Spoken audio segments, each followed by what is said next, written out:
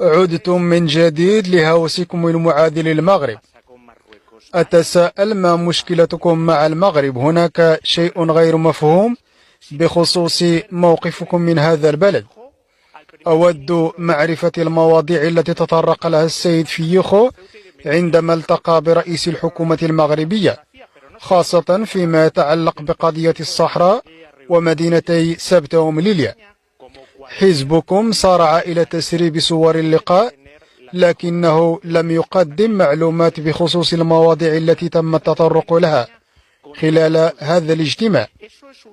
إسبانيا كما هو الحال بالنسبة لباقي دول العالم ملزمة بإقامة علاقات جيدة مع البلدان الجارة كالمغرب، وهذه قاعدة أساسية في السياسة الخارجية للدول، والتي أظن أنكم تجهلون.